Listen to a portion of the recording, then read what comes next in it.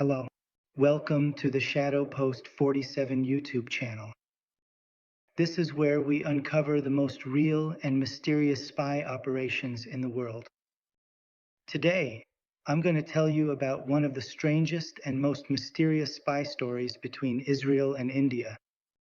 A place where an Indian agent, right under the noses of Mossad operatives, managed to carry out an operation that has never been revealed in any media until today. If you're ready, let's get into the video.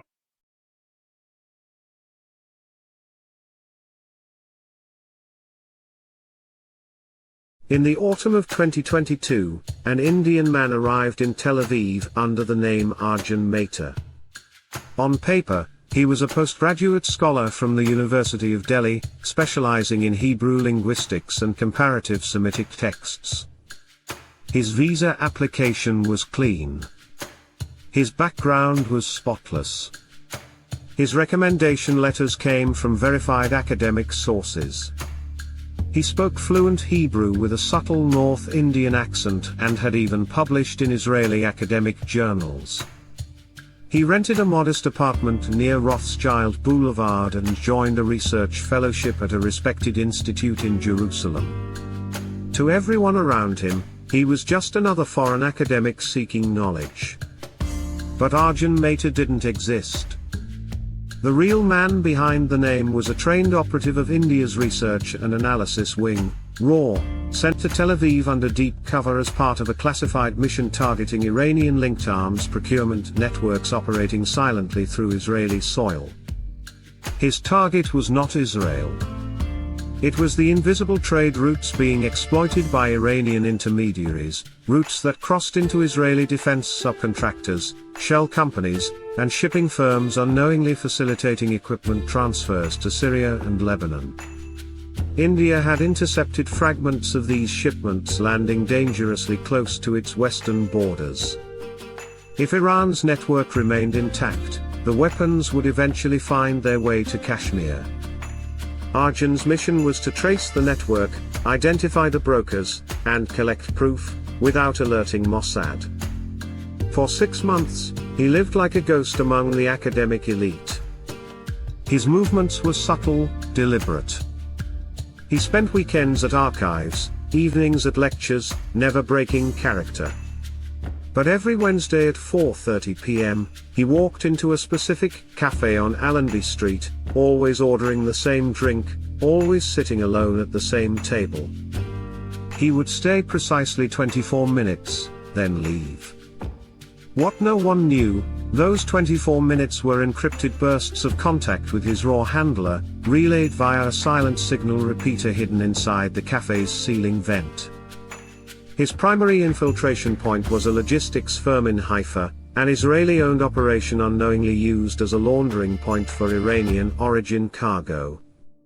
Arjun gained access by befriending a junior executive through an academic networking event. Within 3 weeks, he was volunteering as a part-time translator for their Persian language clients. In that role, he quietly began copying shipping records, internal memos, and customs clearance documents. Everything was smuggled out on a modified USB disguised as an antique fountain pen. But Mossad noticed. Not the documents, yet, but the pattern. A mid-level Mossad analyst flagged Mehta's travel log after discovering his passport included a stopover in Baku, a city frequently used by Russian and Iranian intelligence operatives. The red flag wasn't enough for action, but it was enough for surveillance. A tail was assigned. His apartment was bugged. His phone was cloned. But Arjun had. From this moment on, even the smallest mistake could mean the end of the mission, or the end of an agent's life. Expected this. He was trained to leak fake signals. He allowed certain phrases to be overheard. He deliberately forgot to wipe his browsing history, letting his watchers find search queries linked to Indian radical politics.